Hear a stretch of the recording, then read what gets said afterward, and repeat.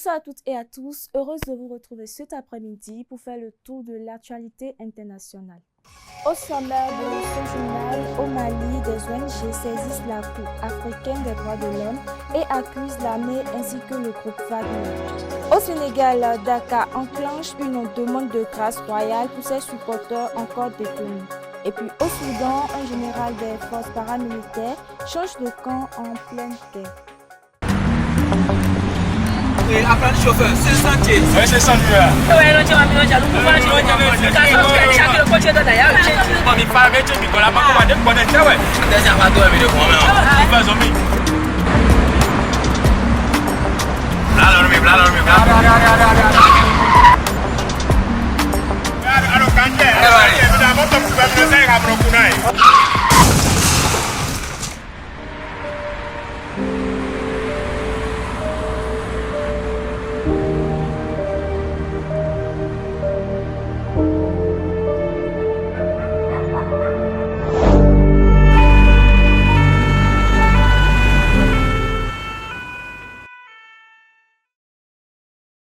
Ensemble, disons oui à la courtoisie au volant. Stop à l'excès de vitesse, à la distraction au volant.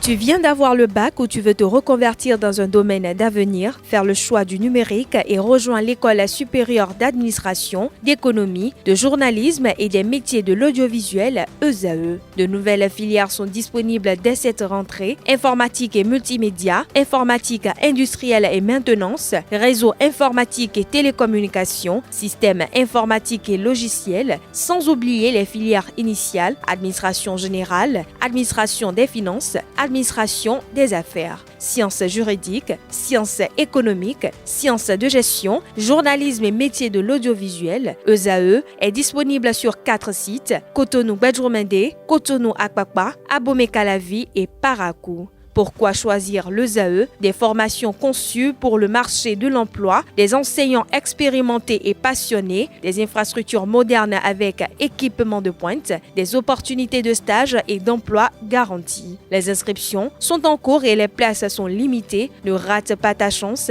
Donne vie à tes ambitions avec l'ESAE. Contacte-nous vite par appel ou par WhatsApp au 01 98 98 14 00 ou via email scolarité@esae.bj et visite notre site web www.esae.bj. Ton futur commence maintenant avec l'ESAE. Tu investis dans un avenir professionnel, concret et sécurisé. ESAE, l'excellence à un nom. Mesdames et messieurs, rebonsoir. Démarrons par cette actualité. 3 organisations de la société civile ont déposé lundi une plainte devant la Cour africaine des droits de l'homme contre le Mali. Elles dénoncent des exactions présumées impliquant les forces armées maliennes ainsi que le groupe paramilitaire russe Wagner. Cette saisine pourrait entraîner l'ouverture d'une procédure à l'échelle continentale. Suivons ensemble. Le Mali visé par une plainte devant la Cour africaine des droits de l'homme. 3 organisations de la société civile ont déposé un dossier contre le pays ce lundi. Les accusations concernent des exactions présumées commises par les forces armées maliennes et le groupe de mercenaires russes Wagner. La plainte a été déposée au lendemain du 4e anniversaire du massacre de Hombori et moins d'un mois après celui du massacre de Moura. Au moins 50 civils avaient été tués et des centaines d'autres arrêtés à Hombori dans le centre du Mali après la mort d'un agent russe tué par une bombe placée en bord de route en avril 2022. Avec cette plainte, l'objectif est d'établir la responsabilité du Mali, tant pour les exactions qui auraient été commises sur son territoire que pour son incapacité à prévenir ces violations, protéger les civils, enquêter, poursuivre et sanctionner les responsables, et enfin, offrir réparation aux victimes. Très présent en Afrique, aux côtés des armées de pays tels que la Libye et le Mali, Wagner a été remplacé par l'Africa Corps l'année dernière.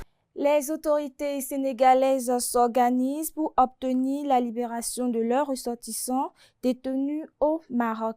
Après la libération de 3 supporters, une demande de grâce royale est en préparation pour 15 autres condamnés à des peines allant de 6 mois à 1 an de prison.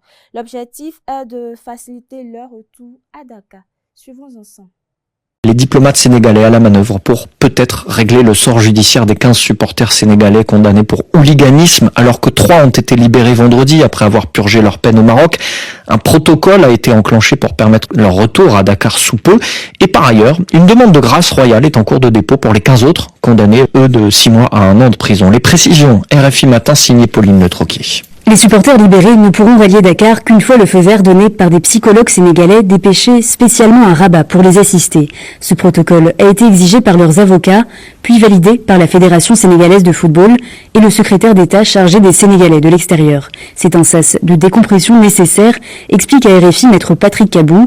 L'avocat de la défense estime que ces poursuites sont arbitraires et qu'il faut surmonter cet épisode.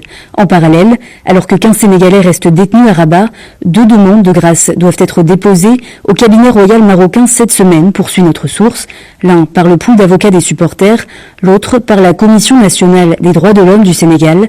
Dans ce document d'une 15aine de pages, la défense pointe un manque de preuves à l'origine des poursuites et insiste sur les liens fraternels qui unissent Dakar et Rabat. Vendredi, à la veille de la libération des 3 supporters, le ministre des Affaires étrangères Chernian avait regretté un moment douloureux pour la relation sénégalo-marocaine et promis d'intensifier les efforts diplomatiques dans ce dossier. Au Soudan, à présent, un général des forces de soutien rapide a changé de camp. Al-Nou Adam, surnommé Cuba, a officiellement rejoint l'armée soudanaise selon le Conseil souverain. Ce ralliement intervient dans un contexte de conflit armé dans les 2 forces. Reportage à suivre. Au Soudan, le conflit connaît un tournant symbolique. Un haut gradé des forces de soutien rapide, le général de division Al-Nou Adam, a changé de camp pour rejoindre l'armée nationale. Accueilli dans le nord du pays par le chef de l'armée, le général Abdel Fattah al-Burhan, il apparaît dans une vidéo officielle diffusée par le Conseil souverain du Soudan. Surnommé Koubba, cet officier est l'un des plus hauts responsables à quitter les rangs paramilitaires depuis le début de la guerre. Il aurait fui la région du Darfour, bastion des FSR, accompagné de dizaines de combattants. Le général Burhan a appelé à d'autres ralliements, affirmant que les portes restent ouvertes à ceux qui déposeront les armes. Si ce ralliement constitue un revers symbolique pour les FSR et pourrait encourager d'autres défections, son impact sur le rapport de force militaire demeure à ce stade difficile à évaluer. Toujours au Soudan, le chef de l'armée soudanaise s'est rendu à Djeddah pour rencontrer le prince héritier Mohamed Ben Salman. Cette visite s'inscrit dans les échanges diplomatiques liés à la crise soudanaise. Reportage à suivre. Au Soudan, le général Abdel Fattah al-Burhan, qui préside le Conseil souverain au pouvoir, est arrivé lundi à Djeddah en Arabie Saoudite. Le chef de l'armée soudanaise a rencontré le prince héritier saoudien Mohamed Ben Salman afin de discuter de la situation dans son pays où la guerre civile fait des ravages depuis plus de 3 ans. Les 2 parties ont souligné l'importance de garantir la sécurité et la stabilité du Soudan et de préserver sa souveraineté, son unité et son intégrité territoriale. La rencontre s'est tenue en présence de plusieurs hauts responsables saoudiens. Le royaume avait déjà accueilli des pourparlers entre l'armée soudanaise et les forces de soutien rapide en 2023, mais sans parvenir à imposer un cessez-le-feu durable. La guerre a éclaté au Soudan en avril 2023, lorsqu'une lutte pour le pouvoir entre les 2 parties a dégénéré en combat ouvert dans la capitale Khartoum et ailleurs dans le pays. Selon l'ONU, ce conflit a fait au moins 59 000 morts et plus de 11 millions de déplacés. Direction l'Europe à présent, l'Espagne enregistre un afflux important de demandes de régularisation de sans-papiers. Près de 43 000 dossiers ont été déposés en 3 jours. Le lancement du programme a été marqué par des longues files d'attente et des difficultés techniques. Plus de détails dans cet élément. Les administrations espagnoles fonctionnent à plein depuis jeudi dernier, jour du lancement du vaste plan de régularisation des sans-papiers initié par le gouvernement dirigé par Pedro Sánchez. Au cours des 3 premiers jours, près de 43 000 candidatures ont été déposées. Pour prétendre à une régularisation, les candidats doivent avoir un casier judiciaire vierge, prouver qu'ils sont arrivés en Espagne avant la fin de l'année 2025, qu'ils vivent dans le pays depuis au moins 5 mois consécutifs et qu'ils y ont des liens familiaux, sociaux ou professionnels. À la clé, un permis de séjour et de travail d'1 an renouvelable. Selon le gouvernement, ce plan pourrait bénéficier à plus d'un demi-million de personnes. Sa date limite est fixée au 30 juin.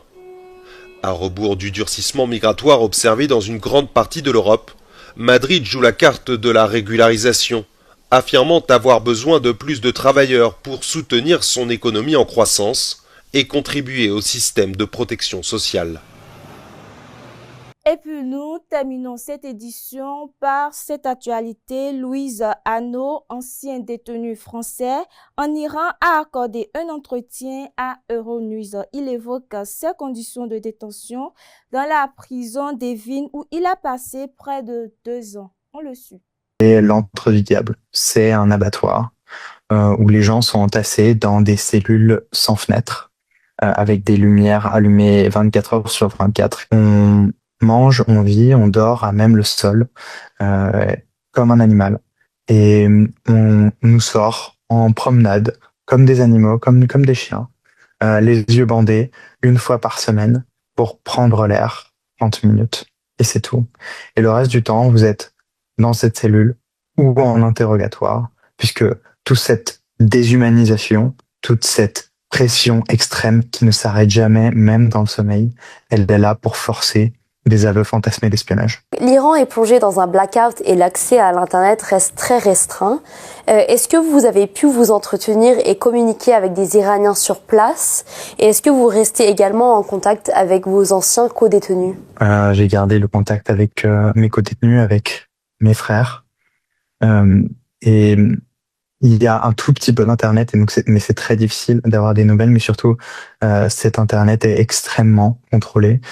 Et aujourd'hui, vous pouvez être arrêté, exécuté pour un message sur Twitter. Donc, je fais extrêmement attention de ne pas leur poser de questions sur la guerre, sur leur environnement. C'est juste se préoccuper d'être humain à être humain, de la manière dont ils se sentent, et de leur dire qu'ils ne sont pas seuls. Mesdames et messieurs, voilà qui met fin à cette édition. Merci de m'avoir suivi et à très bientôt.